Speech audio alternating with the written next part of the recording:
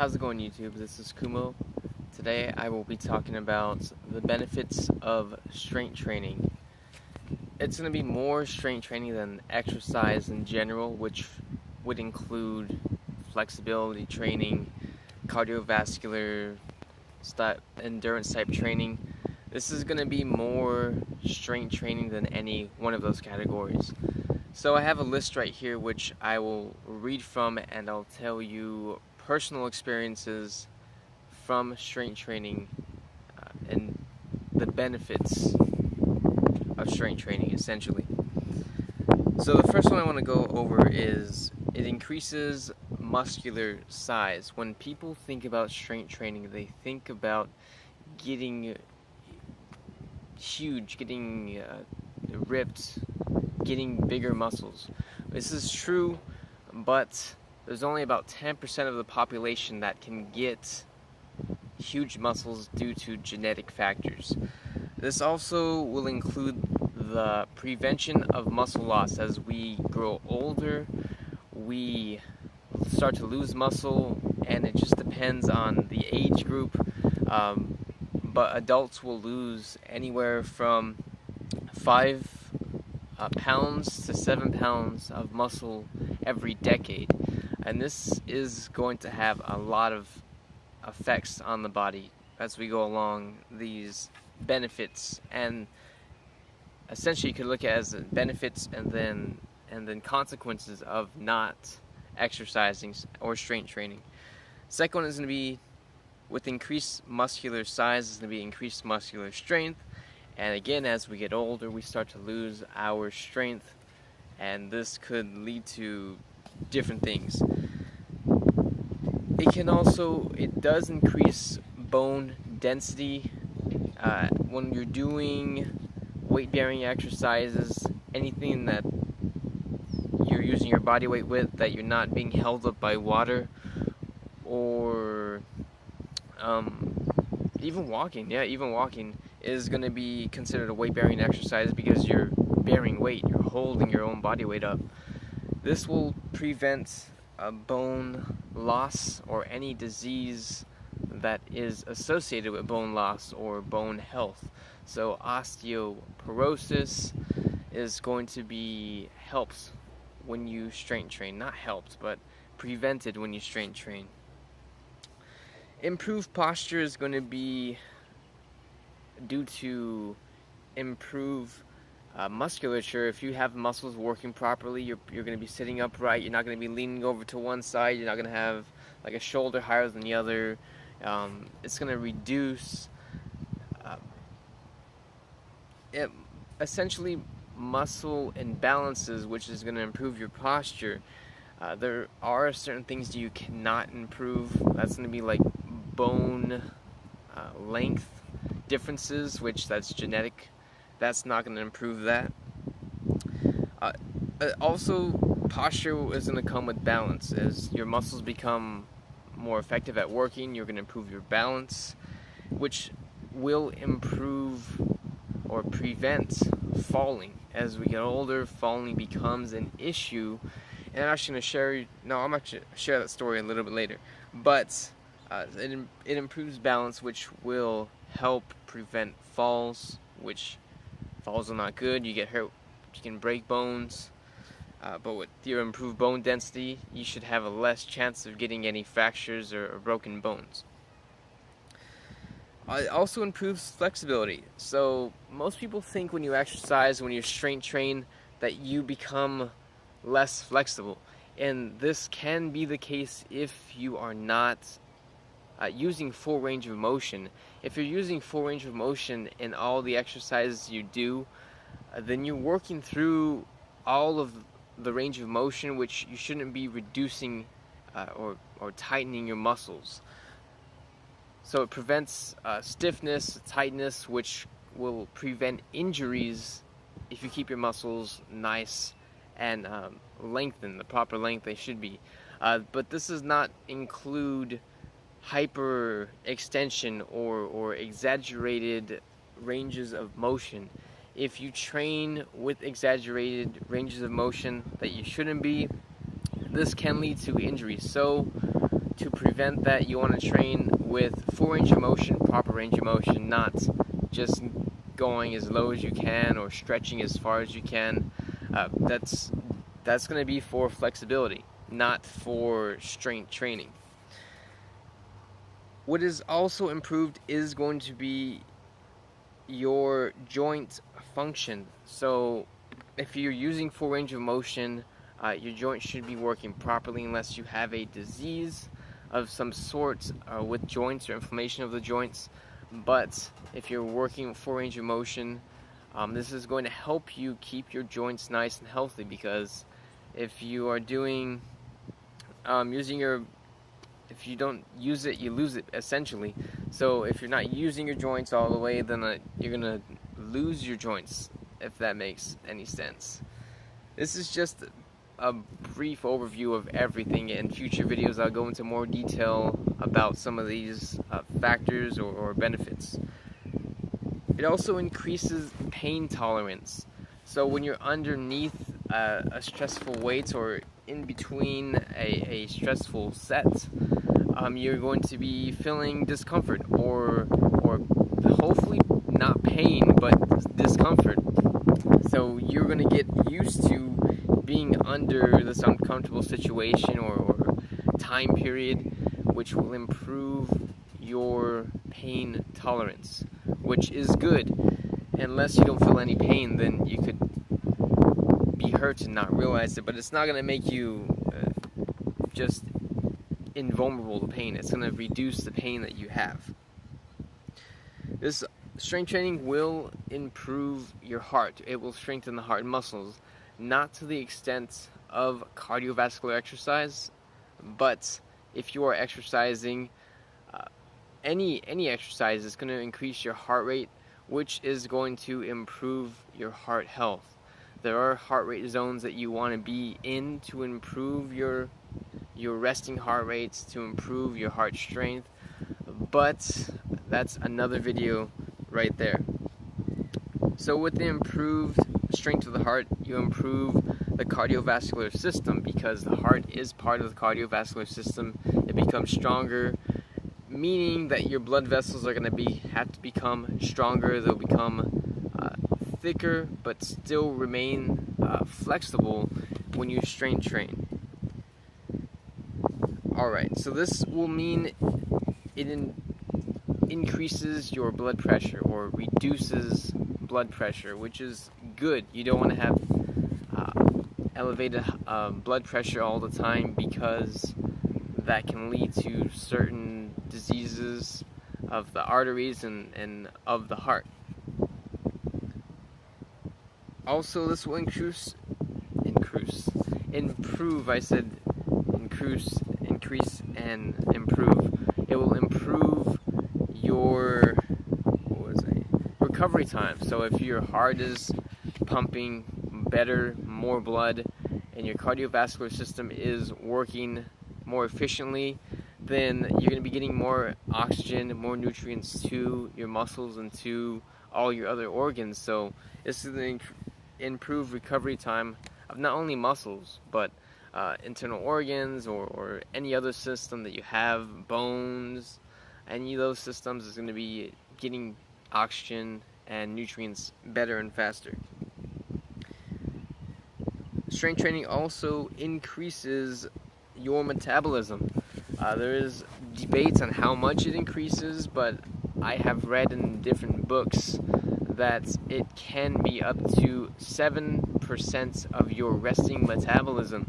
So my resting metabolism is approximately 1,600 calories. This does not include any exercise. This is if I sat down watching Netflix, just doing nothing. 1,600 approximately. So if it's 7% of that, it's going to be 7%. 70 is 7% of 1,000. So you're looking from 70 to 100 extra calories for doing nothing. If you just have that extra muscle mass, you're going to be burning more calories, because muscles are the engine of the body. They utilize calories. They're not the only things that utilize calories, but they are a big factor when it comes to resting metabolic rates.